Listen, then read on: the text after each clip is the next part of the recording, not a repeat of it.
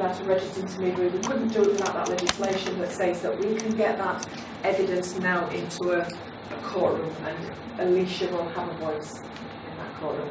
So, thank you, and if there's anyone with any questions.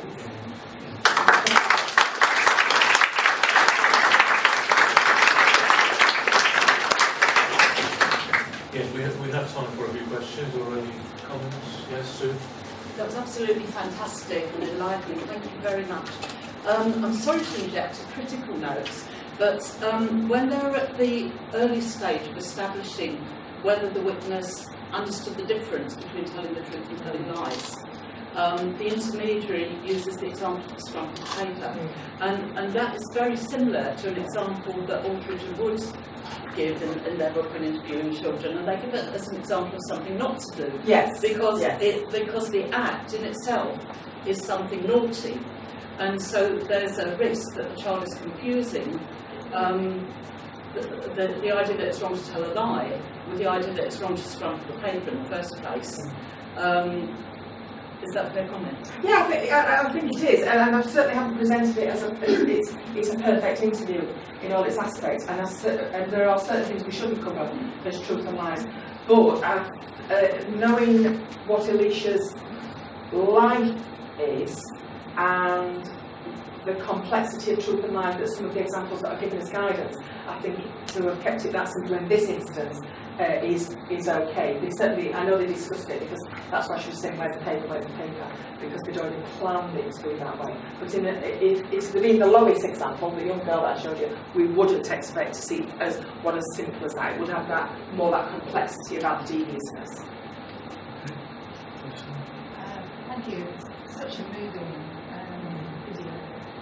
I'm wondering about how you then use that video in the courtroom, because obviously for what's in there to be effectively communicated to the jury, there needs to be some, I don't know, do you produce a transcript of the questions, or is someone commenting on the video? It would possibly, it's a good it would possibly be done something a little bit like I presented to you. Right, yeah. Where it was 3 discs.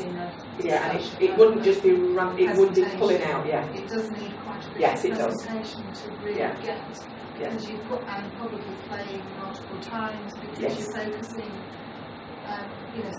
some of the time as a viewer you're focusing on the intermediary, but you're aware that you want to be focusing on Alicia as well. And because both her head and her feet are communicating, there's multiple points. Yes.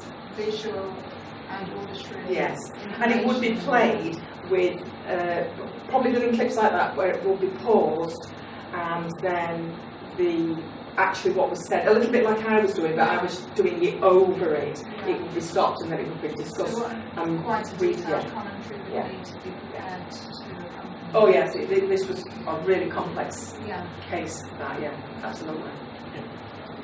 Hi, I'm registered intermediary. Similar to what you've just shown us, there was a case in London with a lady with a severe learning disability. They actually did in court to answer your questions with subtitles. Yes. So that helped the jury understand what they needed. I have a question regarding the recorded interviews. So we've talked a lot about who's allowed in the room. Are children allowed to have pets in there? Oh, I've never come across it. You can never say no. If a child could hold a pet and that was a calming influence and it was not a Great Dane or something that was going to I would never say no. If that was how the only way we were going to get the evidence, you could never say it. I've not heard of it. I've never come across it. Many autistic children that really can't absolutely, cope I've just done some research into that, and certainly in other countries that is used. We use them in court here in this country as well, so we've got dogs in court. That we're in with the child. With With someone with autism. Yes, I wonder, Rita, can I ask with the shortage of intermediaries who are registered, how long since the first complaint until the interview took place? What the time? 4 weeks. 4 weeks. It was unbelievable. From that phone call where Rachel wanted me to say, bypass that, you'll never find anybody right now, you're going to have to do it. It was amazing how quickly we found somebody, went up, met Alicia and the family, and really quickly learned. In fact, it was such a positive experience for Alicia, which I know sounds bizarre because she's a victim of crime. She asked the registered intermediary, would she help her mum to be able to, because she could communicate better with the registered intermediary than she could with her own mum. And she agreed to. She said after it's all finished, she said, I will work with your mum and we'll to get more out of that process. So yeah, but that was very unusual. I think it was because it was so unique. She had to be available. Yeah, it was. It was really. We've had to wait 4 months. We've had to wait 6 weeks. Yeah, but we was really quick with that one. We have time for 2 more questions. There was one there. Sure, yeah. With regards to the challenge of the interpretation of what she was saying, did you have any challenge at court? No, unfortunately this did not go to court in the end, but nothing to do with that. Sure. So no, it didn't get challenged.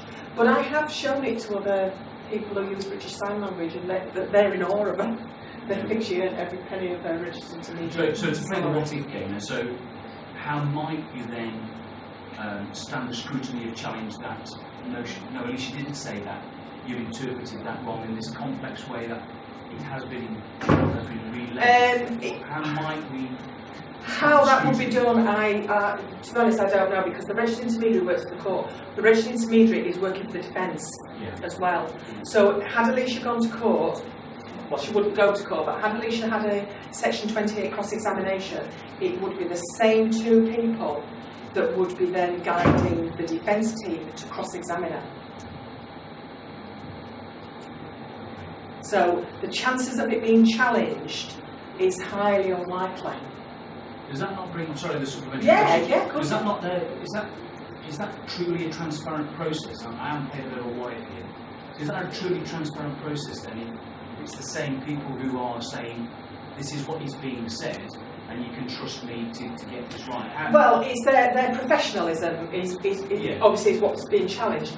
If the defence wanted to challenge that professionalism, that's in front of the High Court judge, that they would have to do that with evidence. So presumably what they would have to do is, once served with the interview, they would have to take that to another signer who's prepared to say, I don't think that's what she's saying, and then apply to the court before the High Court judge and say, we wish to challenge the registered intermediary, convince the judge, because this is putting the child through another process, of the new registered intermediary, because it would still have to be a registered intermediary. The new registered intermediary would then meet with Alicia and be part of the cross-examination along with her, because it still will be pitching, as the adversarial system is, that the original one will be saying, no, I'm saying this is what she said, and the defence one saying, well, I'm arguing the difference. Sorry, we need to wrap up, so if you have any more questions for Marie, I'm sure she'll be more than happy to answer them during the coffee break.